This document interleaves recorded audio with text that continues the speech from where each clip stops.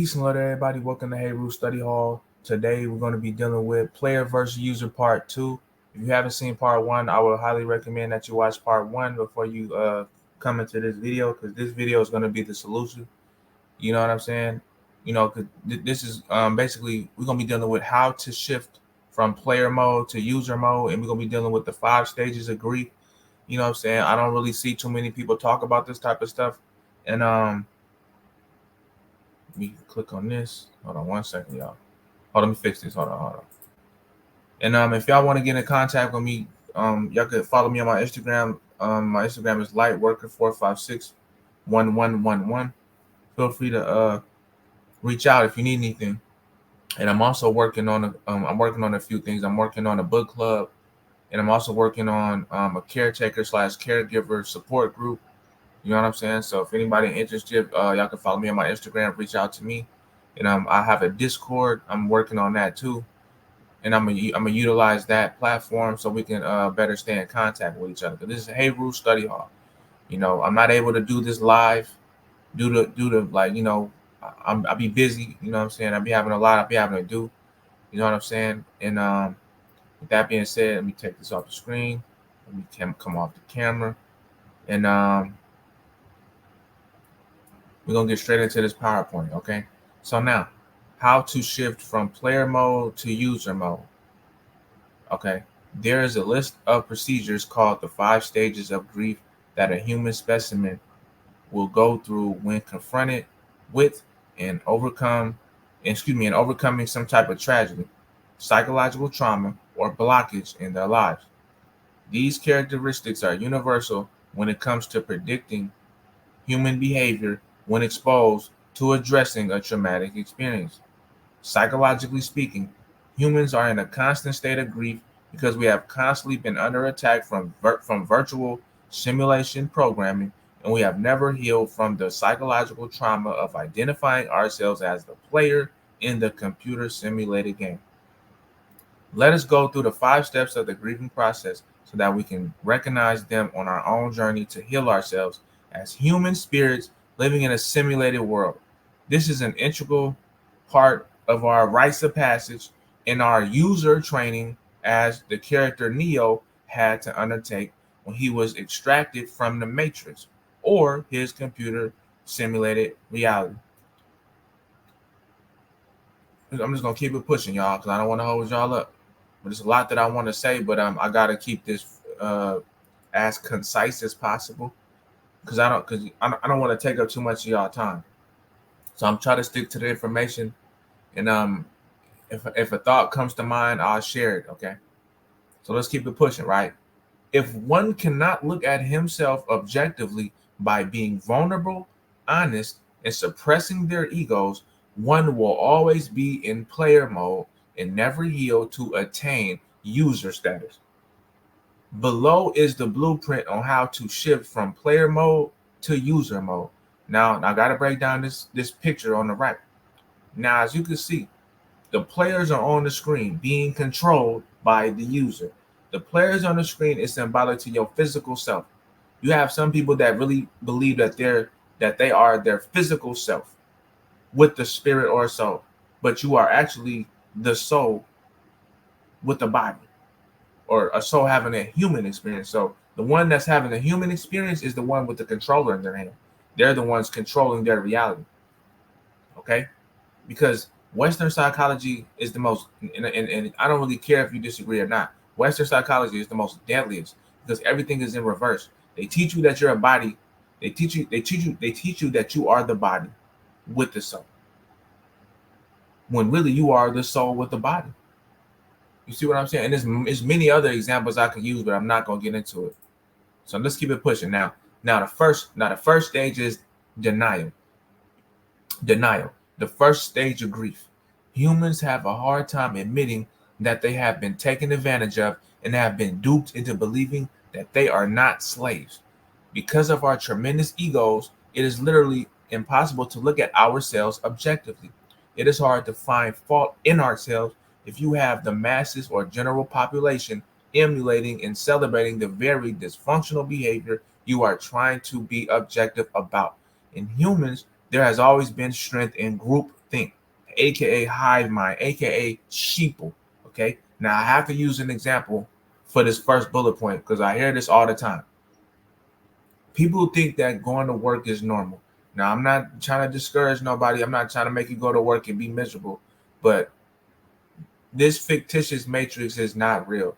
Money has no, even though we got to use money, I my personal perspective is money does not have any value.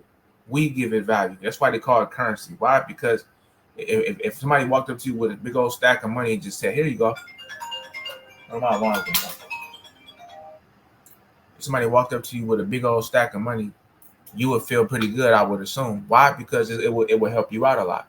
So money is symbolic to energy, or life force energy, and they use our life force energy, to basically manifest what they want, basically, and they use money as a tool to enslave us, right? But you have people that try to uphold this matrix because of their egos. You know what I mean? And I'm not gonna get too deep into that. And one more thing I wanted to bring up. Let's talk about the educational system, right? First of all, I would highly recommend homeschool your children. If you can homeschool them, and at minimum, teach them everything before they start school and teach them while they're in school. Do not feed your kids to no stranger and expect the stranger to teach your kids. Period. Don't expect no stranger to teach your kids math, English, writing, etc., science, history, specifically history and science, and English and English comprehension. You should be the one teaching them that. You should be teaching your children etymology instead of upholding this dysfunctional behavior. Why am I bringing this up? Because you do have parents out here that believe that corporal punishment is how can I say this? You have people out here, parents specifically, that think that it's okay to apply corporal punishment to their children, predicated upon what they do in school. You have children that just naturally cannot sit still. You have children that naturally rebel in a Western educational environment, and I'm gonna tell you why. And I'm gonna go to the next bullet point because no disrespect. See, your ego is not gonna allow you to think these type of thoughts. Tell me I'm wrong. When you in kindergarten, right? Your classroom is full of colors. You remember them little rugs that used to be on the floor? It'd be like a little street, it'd be like a street, cars, all kind of stuff, right? All those colors. If you don't study it, study colorology. Colorology. Go on Google, type in colorology, go on Amazon, they got books on it, okay? I study it. I got books on it.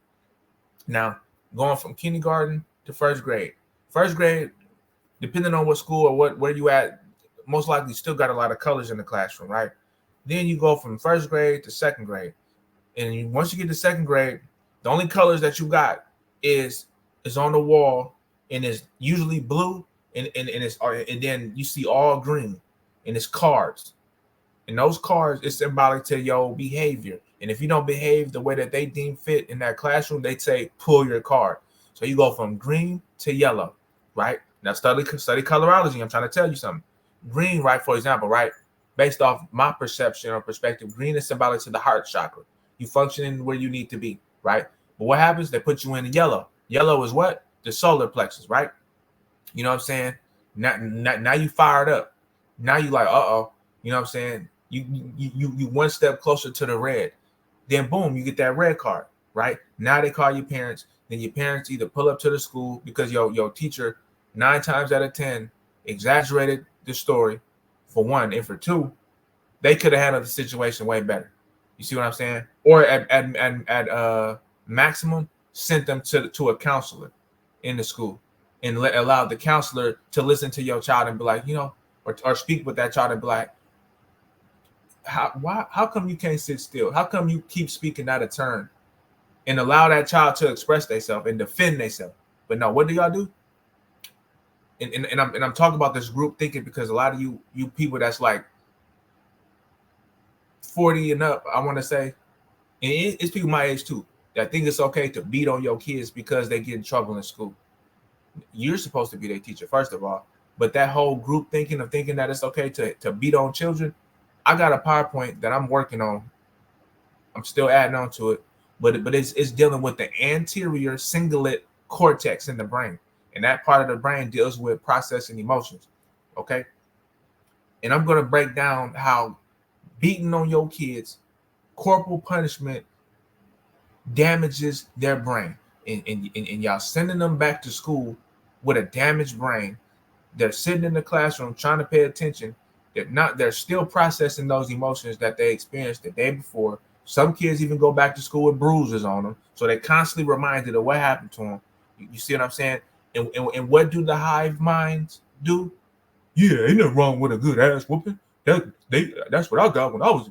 Man, listen, that is of the ego.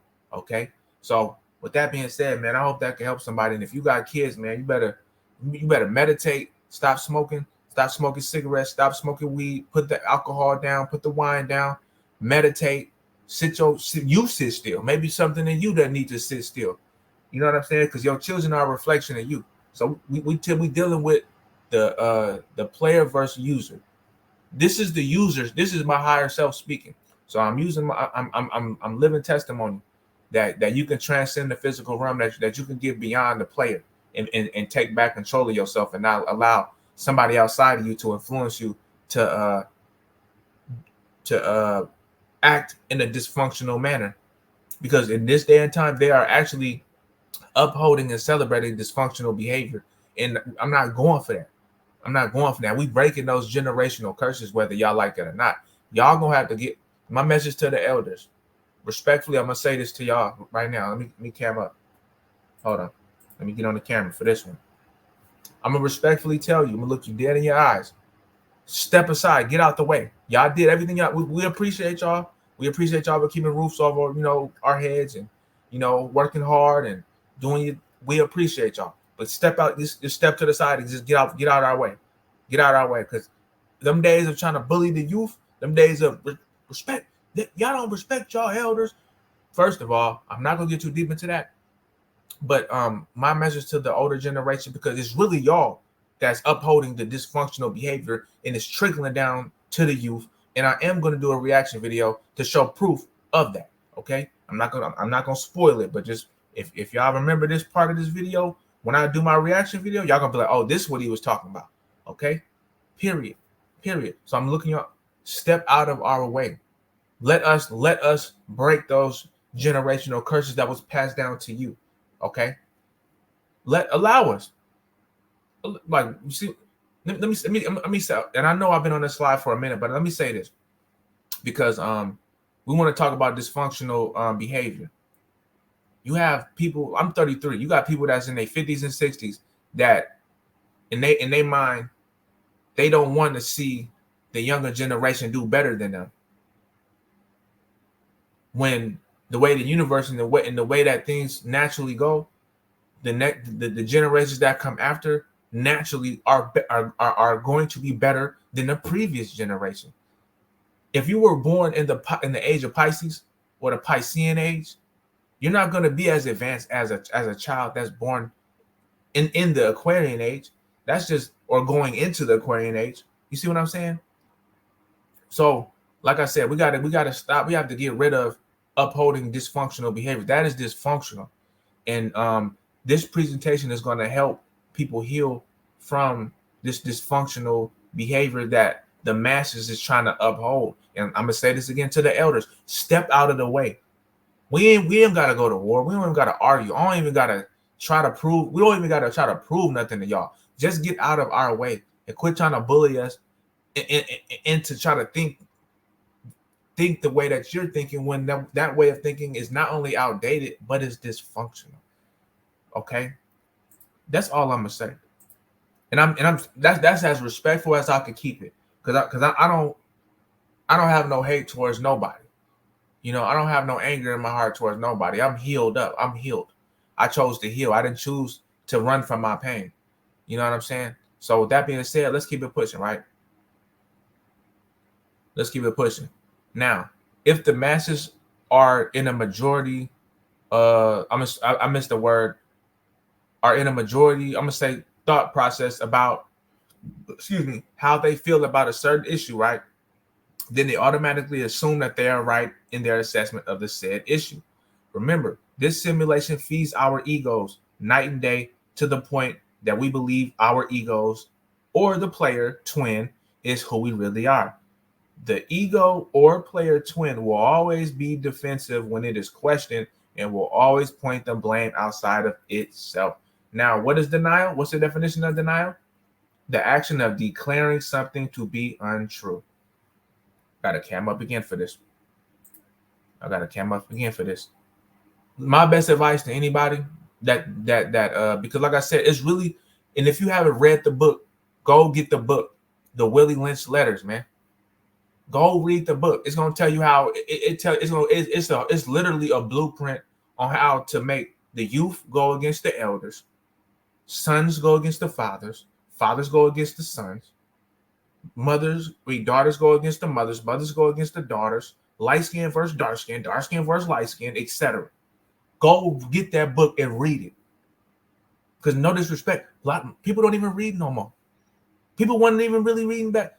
Shout out to Dr. John Henry Clark. Shout out Dr. Yosef Ben Yakanan. Shout out John G. Jackson. Shout out Chancellor Williams. Shout out Drusilla Dungy Houston.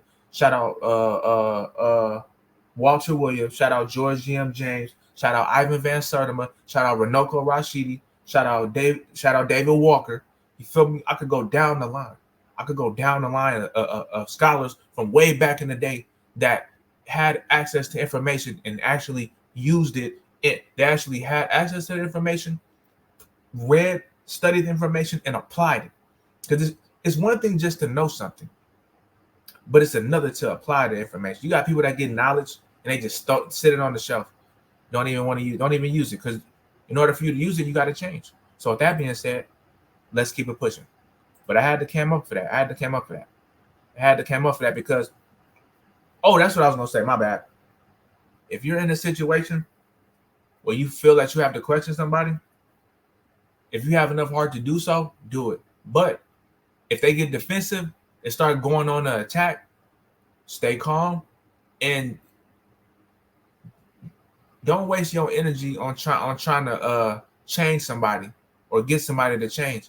They have to do that themselves. So save your energy. You know what I'm saying? Protect your aura, protect your biofield. Okay? So let's keep it pushing. Let me turn this off. Hold on. Let's keep it pushing. Now, the masses are suffering and in an eternal pain and have never healed from the tragedies that have been inflicted on them because they do not know that they are not well. Whether it was their father abandoning them, their uncle molesting them, or their mother not loving them and never showing them the intimacy they crave. Humans have been denied the right to grieve over the atrocities that they had to endure. Now, I'm going to give you an example. For example, you got kids, right? You got kids that go to school and they naturally, they subconsciously in their spirit know that the Western educational system and Western psychology is not for them. Their soul doesn't resonate with it. It's like it's something in them that they just know is not right. So they naturally either rebel or they just naturally express themselves the way that they want to. And what happens is they get punished for it. Now, why am I bringing this up? I'm gonna give you an example. You got kids that go to school. You got kids that get whoopings like 2 to 3 times a week. So out of 7 days, they get at least 3 to 4 whoopings a week because of school, and they have to keep consistently going back to school, never really able to fully grieve or heal from those atrocities that they had to endure. Now, why am I bringing that up? You got people out here that are physically, or you got parents out here that are using corporal punishment, and that's it. They're not even talking to them about nothing. Why? They're in the player mode. They're not operating from up here. They're not using their brain. They don't even know what you ask them. What's a neuron? Man. Listen. If your child asks you, "What's a neuron? What's a neurotransmitter?" and if you don't know the answer, don't get mad. Go look it up. And why am I using that example? It's because there's no disrespect, but I feel like it's getting to the point where we got to start using our minds more than our hands or our emotions. Our emotions, we have to our emotions lets us know that our soul is present. But if the majority of your emotions is just anger and projecting, these are the type of people that that you're gonna keep creating and keep on you're gonna keep passing on generational curses. You feel me? So like I said, it's people like him in this picture that chose to come here to break those generational curses. So even though this is a drawing, I wish you nothing but healing, man. Straight up. Because check this out, right? Humans are not allowed to be vulnerable. We take kindness for weakness. We are not allowed to show signs of pain or suffering. We are taught not to cry over spilled milk or grieve over loved ones who are deceased, as we are instantly told that they are in a better place now. So don't cry or worry. We don't get time to fully heal as people ridicule us and tell us that we should be over that tragedy by now. Now, I have to say this because I hear people say stuff like, "Oh, hasn't it been like a year or two since they died? They still grieve? Oh, they need to get over it." And I'm just like, who are you to tell somebody how to grieve, for one? And for two, when you tell somebody don't cry, let me tell you something. I'm not saying be a crybaby. I'm not saying just cry over everything. I'm not saying that. But when you tell somebody to suppress their emotions and you raise them to suppress their emotions, guess what? You're gonna grow into an adult and express your emotions in the most destructional way. Why? Because you've been taught to suppress them instead of naturally release them. You have some people like myself that's like a Buddhist monk. Despite whatever traumas or whatever I've been through, not only did I learn to heal from it, but I learned what I like to call spiritual cultivation. Period. I wasn't always like this. I'm not perfect. My past ain't perfect. But let me tell you something. Spiritual cultivation is highly important, especially in this day and time. Now, this slide right here, this is one of my favorite slides. This is one of my favorite slides because like I said, it's a lot of adults. It's a lot of children in adult bodies, and they don't want to admit it. So now, injured and still in pain, we are instructed to go back to work or school and pick up our everyday routines as we are constantly reminded that life waits for no one. So we grow up in denial, never thinking that the cause of our relationships and failures starts and ends with our traumatic state of existence. Let me fix this typo. Hold on. Right. In the denial stage, we must first admit that we are slaves and have been programmed to internalize a lower frequency version of ourselves that is predicated on nurturing and worshiping the ego. Fix this real quick. Okay. Nurturing and worshiping the ego. You got people, right, that make a certain amount of money to where they can live comfortable and just stop right there and don't never want to grow, don't never want to become better people. And they're programmed to just internalize the lower frequency of version of themselves. That's true, which is the ego. That's a fact. We must admit that listen, check this out. We must admit that we are childlike when it comes to consciousness and act like spoiled infants who kick. I think I meant to put punch. Hold on. It's Hebrew Study Hall, man. We all learning together, okay? Punch, kick, and scream when they don't get their way. And look, who lash out at people when they are hurt because no one cares or feels their pain. And I want to give a shout out to my empaths out there. We act like children playing dress up by putting on their mothers' and fathers' clothes, thinking that makes them adults. But they are just pretending to be mature human beings. But behind the facade, we are all scared little children. That's true. Now here's the stage number 2. This is number 2. Anger. The second stage of grief. Humans are notorious for their tempers and misplaced anger, and nobody can seem to help them. They are literally raging inside because they feel that no one is listening, or even worse, that nobody cares. Remember, any attention is better than no attention. These human subjects are literally crying out with their mischievous behavior, trying to see if anyone recognizes their pain and cares for them enough to do something about it. Unfortunately, their disrespectful demeanor and violent tendencies seem to chase away the very people they wanted to help them. So the whole dysfunctional process repeats itself until they get older and have children of their own.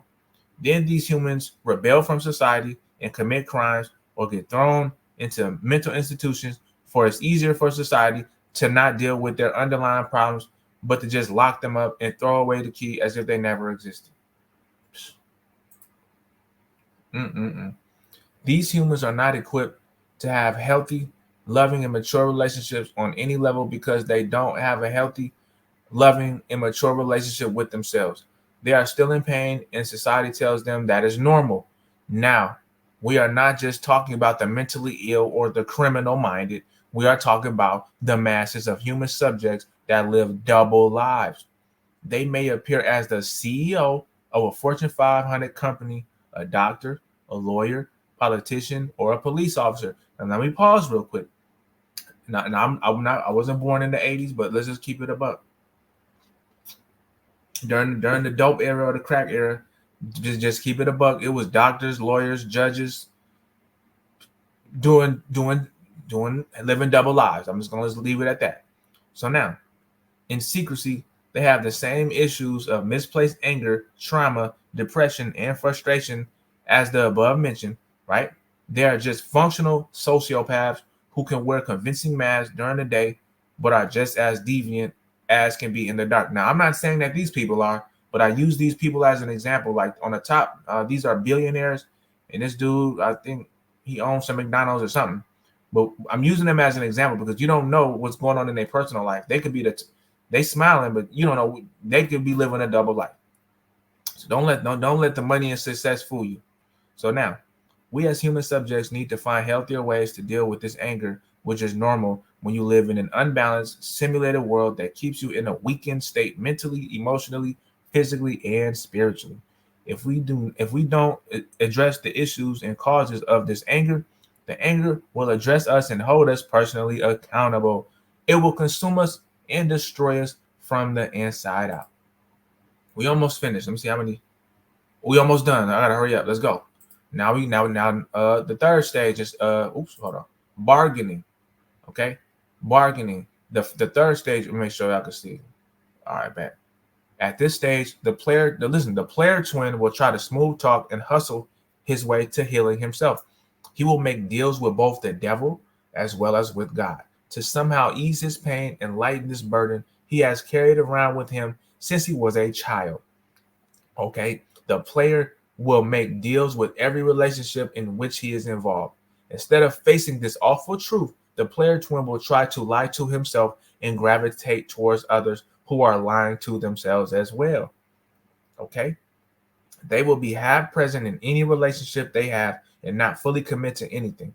They will eventually leave or run away from anything or anyone that holds up the mirror to them to show them the truth about themselves. To protect themselves from the pain, abandonment is their number one strategy. The insecurities they harbor as children will show up in all their relationships and they won't fully invest in anything. The player twin's goal will be short term because he is in self survival mode and wants to avoid pain at all costs. That's a fact. That's a fact. That's a fact. That's a fact. That's a fact. That's a fact. Now, we're still on bargaining. We got two more slides on bargaining, right? As a result, the player twins development and psychological progress will be temporary as well, and he will eventually wind up in the same place he was so desperately trying to get out of in the first place. The player twin can't expect others to help him if he doesn't help himself and admit that he has a problem. This is the player's mentality. Now I gotta pause real quick, and I had a situation where I had an interaction with somebody that's in their 50s, and this person was doing something and was basically criticizing somebody, right, and pointing out everything that was wrong with this other person. And I said, okay, now while this person is working on themselves, do you plan on working on yourself? And the person's response was, I have no flaws. So why am I bringing that up? That's the player's mentality. You see what I'm saying? And in order for things to change in your life, you got to go within. You see what I'm saying? But I'm gonna keep it pushing though. This is the player's mentality. I'm going to use charm, manipulation, charm and manipulation, tell you what you want to hear in an effort to get everything I can out of you before you realize I'm full of blank. You feel me? Then it's on to the next dysfunctional relationship based on ego, manipulation, and a facade. So look, the player twin's goals are always temporary because he refuses to look within to address the answers of his dysfunctional behavior. He will try to bargain with truth. Okay? Okay? Listen. Once I think I meant to put one cannot make deals with karma, which is another form of balancing masculine and feminine energy. The only way to move past this stage of the grieving process is to look at yourself honestly and objectively and face the fears that you have been avoiding since you were a child. There are no making deals in this stage, okay? Own up to the truth, humble yourself, and start picking up the pieces and do the work that needs to be done from within, okay? Buying new and attractive things that you addictively surround yourself with can never heal you. Materialism only puts a band-aid on someone who is dying of terminal cancer. No more thinking that material things will make you happy, for they are all illusions. Sooner or later, you have to look within and discover the act of addiction by subtraction. Less is more. Period. Now, here's the next stage, right? Depression. Okay, I'm pretty sure a lot of us experience that. A lot of people are in denial. A lot of people are stuck in one. But I mean, hey, I hope we can get out of it. I hope we all can grow. You know what I'm saying, after this video. Now, depression, the fourth stage of grief. At this stage, the player twin seems like there is no hope. He has tried to ignore that there even was a problem. He has lashed out in anger at everyone who has cared about him and loves him. He has tried to make a bargain and cop a deal, but none of these strategies have gotten him anywhere. He is lost and hopeless, and it feels as if no one cares. This is a very dangerous time for people as they can become suicidal or bipolar. They tend to lash out violently or show no emotion or empathy altogether as the human specimen is frozen as a way of not dealing with their pain. Unfortunately, this is where the majority of people call their home, stuck in this frozen state of non-existence with no means of escape.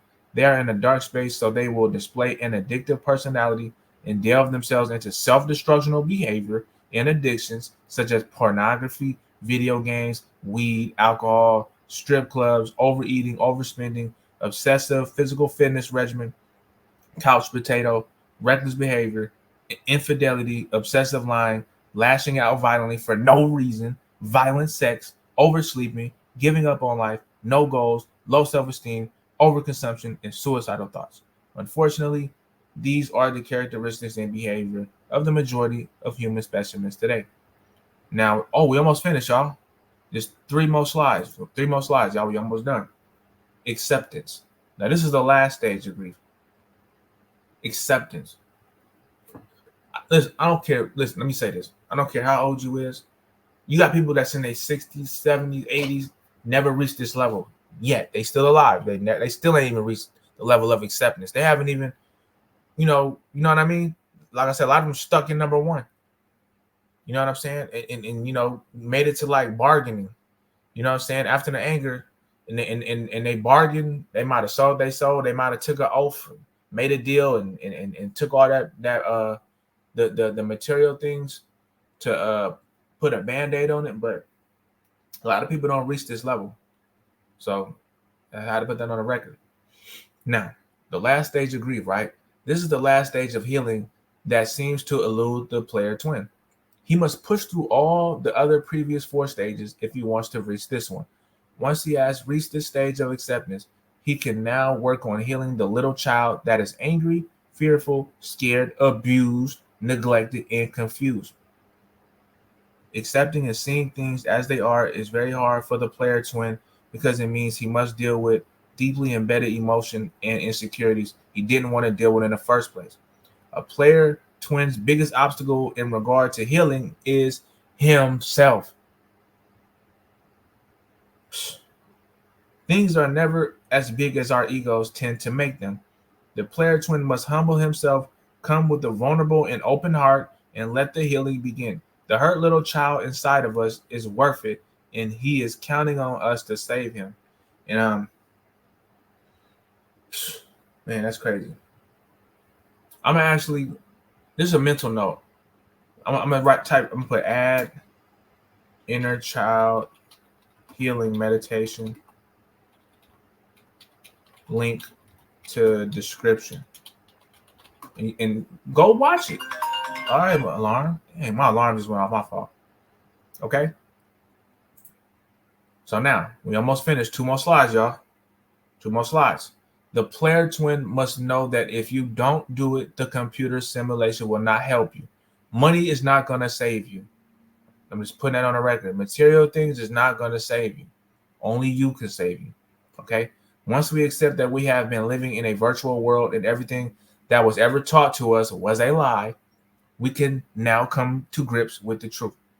I have been a slave to a system that promised me the world but gave me nothing.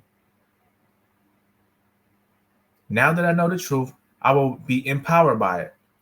Excuse me. I will take the knowledge that I know and apply it to my life and seek my own happiness, not by what my virtual world tells me what will make me happy, but by following my heart, having no fear, and willing to die for the things I desire in my heart, not in the material world. I'd have to add that on there. Welcome to embracing the user in you. Without sacrifice, one can never switch from player to user. Period. Period. Period. Now we're on the last slide, y'all. We're on the last slide, and I put both definitions because when people hear this word, the first thing they think of is like people secret society type stuff and etc. Occult type stuff, right? So from the Latin word sacer, if I said it right, sacer, or how you say it, which means to make holy or sacred, in the Latin word facere, if I said it right, which means to perform. The metaphysical meaning of sacrifice is to perform an uncomfortable or arduous task to make holy or sacred. In player mode, we have to get out of our comfort zones in order to address debilitating traumatic experiences. This is the sacrifice we must make in order to break the cycle. This task is not easy, and many are too immature or too consciously weak to make the transition. Now, this is the other definition. So that's why I say words are powerful. So always try to study etymology of words. You know what I'm saying, and try to come to your own conclusion dealing with these words. But look, on here it says an act of slaughtering an animal or a person or surrendering a possession as an offering to God or to a divine or supernatural figure. Offer or kill as a religious sacrifice. See, be careful. Like I said, these words have multiple meanings. Please study etymology. Okay. But if any definition I would use, it would be this metaphysical definition on the left. And I'm gonna end this right here. How long? 38 minutes. A tad bit longer than I expected, but it is what it is. I hope this presentation was helpful. Much love to everybody. If you enjoyed this video, please hit that like button. If you dislike it, go ahead and hit that dislike button. Drop a comment below. Let me know what I may need to work on. I accept all criticism. All I ask is that you just be respectful. You see what I'm saying? Or I will block you. You will not have access to my videos, because if you're gonna be disrespectful, then you don't deserve to be here.